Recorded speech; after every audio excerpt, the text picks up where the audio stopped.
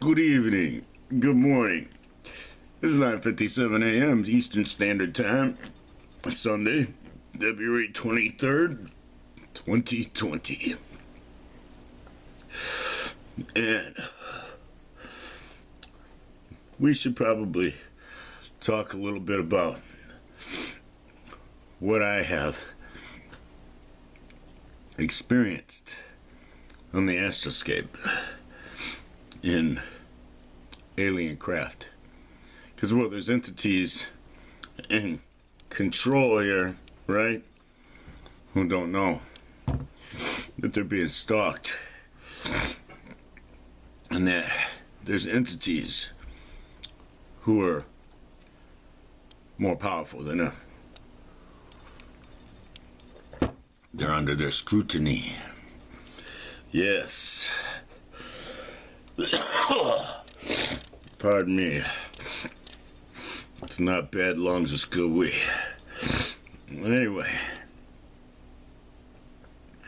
Recently on the Astralscape, we're going to do a series on these because I have a lot of experiences like this.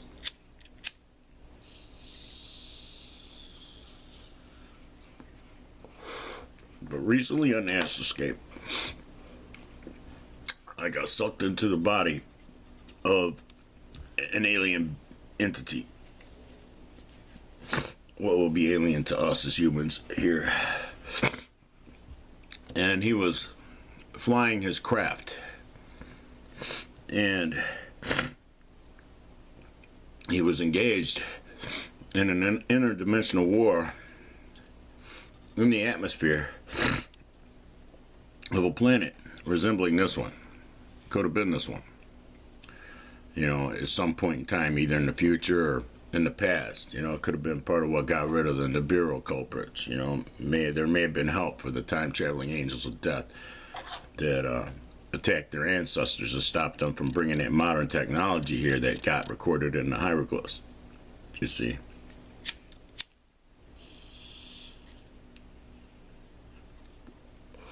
Because where there was that dribble over that didn't get undone was what was etched in stone and bronze.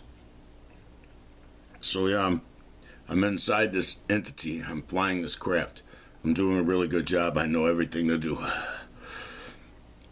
They have, you know, our science fiction is based kind of on perception of their reality, right?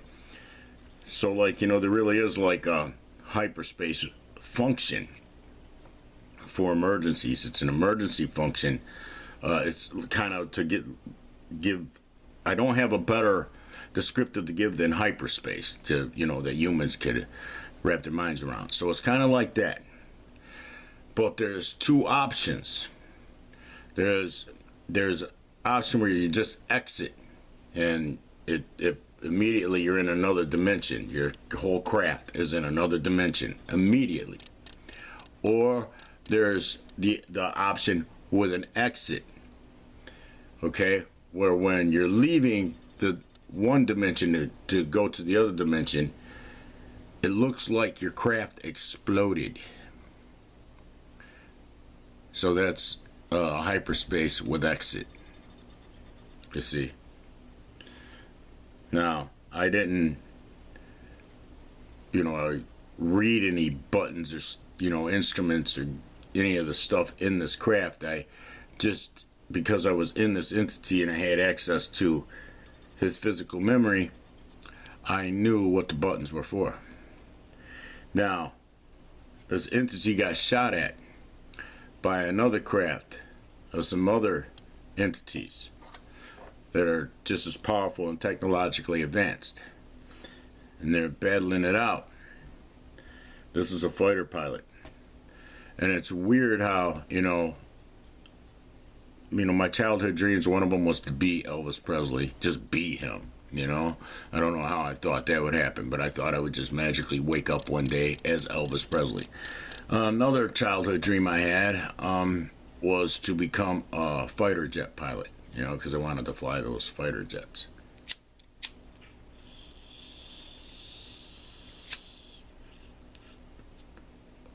So I kind of thought it ironic that I'm on the Astralscape inside of a interdimensional alien. You know, for all we know, we're the aliens. Alien fighter, you know, jet fighter. You know, he's a fighter pilot. And I'm flying some stuff that's way more technologically advanced than anything humans can create, even with reverse technology. Because there's some things they can't wrap their little human minds around. The simplicity of it. With their complicated mind and their technological advancement. They can't see how that would work, that equation, so they don't try it, that mentality. Yeah, so anyway, getting shot at. Flying, right, over the planet. Up ahead. Pardon me, delayed cough, delayed reaction. Up ahead is a hill. I'm flying straight towards it with exit. Right as I'm at the hill with exit. It looked like I hit the hill and exploded. I was immediately in another dimension. My craft and me. Then I turned around, hit the without exit button to bust right back through, because when I did a really hard, tight spin, as soon as I, you know, to make sure that I faced right back to the same spot that I penetrated, to penetrate back. So as soon as I was there, it's like automatic spun. It's enough to, like, you know, will probably break a human neck or cause whiplash or something because it's really fast. So it's like turned, hit the button to come back in, and it's like coming through the fireball that was created from my exit.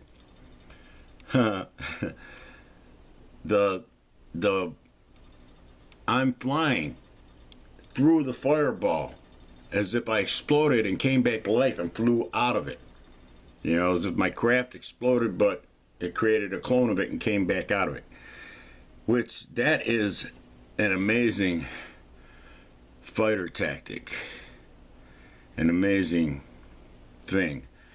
When you can exit a dimension with a blaze of glory, a fireball. And while that fireball is happening, that is your exit, you are re-entering the same spot through the fireball. And you were headed that way. Looked like you hit that mountainside, that hill, whatever. Looked like you hit that rise in the land. There's an explosion of your craft. But yet, from the explosion, your craft is headed right back, head on to the enemy. And that's when I pushed the other buttons for the artillery to kick in and just fire off. And the entity that fired off of me got killed. I mean, you know, unless they had some technology that would kind of the same technology, and they used it right when the artillery was hitting them, the lasers and the photons and stuff, because, well, they use different stuff. They use like energy weapons. Then they can actually see the energy, like the photon balls, the fireballs and shit. So because they can see them, I can see them, and I don't know if they can see them like with their naked eye or if it's through the lenses of the gear they're wearing, you know, because, well, they're wearing gear inside these craft too, and helmets and shit. And it was like it, you know, had to take them totally by surprise. And you had, you know, fighting entities, you know, they're equally advanced like that, and their technology is equally advanced. You have to wonder when I hit them, when, you know, I sighted them up and hit them, and they got hit. Did they really explode, or did they exit with evidence? You know, You see?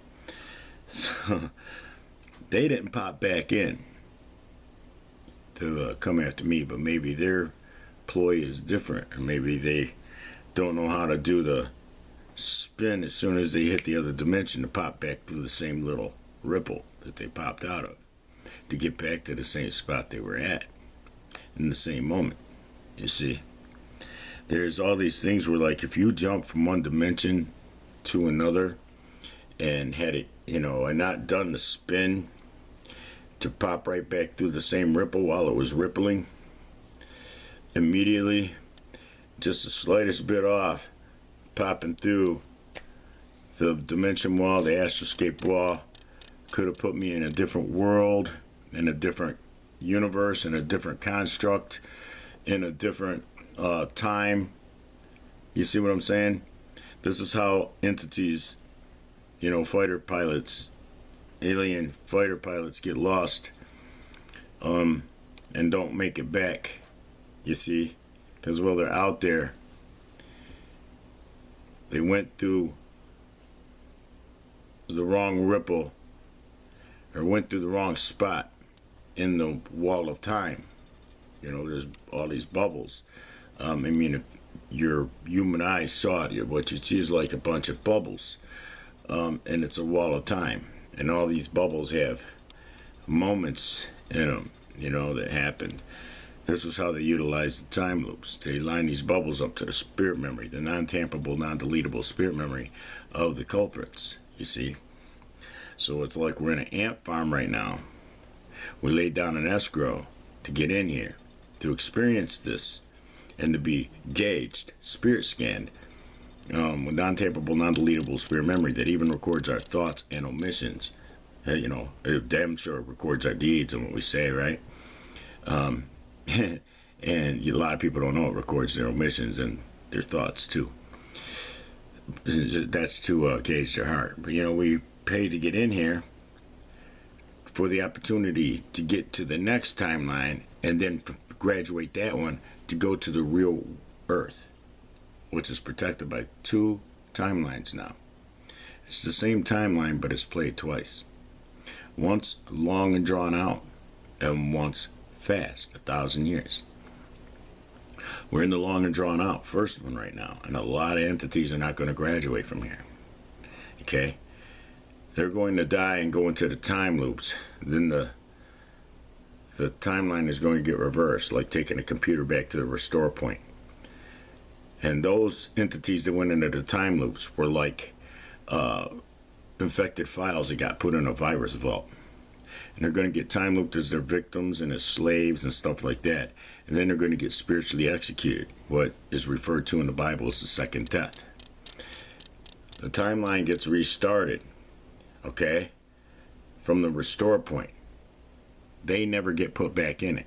So they actually get punished for what they're never going to be allowed to perpetuate, because everything gets undone when this gets taken back to the restore point. Every animal that was tortured gets untortured. Every rape, unraped.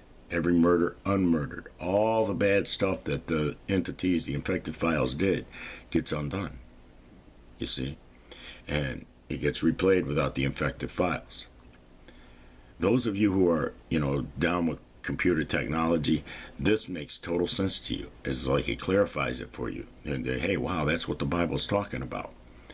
And there's these entities that didn't want people to have clarity. So they immigrated, became part of their, you know, they became Jewish. And they started manipulating the scrolls. And this is what Christ was fighting against. And what Lucifer was acting as buffer against them, and because the entity that controls them, which is a spiritual, technological entity that doesn't even have a human body right now, known as Satan. And it's also the ancient artificial intelligence. So in this construct, that's the entity that the clone of Yeshua, and Lucifer, his buffer, are fighting against. But they've managed to make people think that Lucifer and Satan are the same entity. All right, y'all. Be blessed.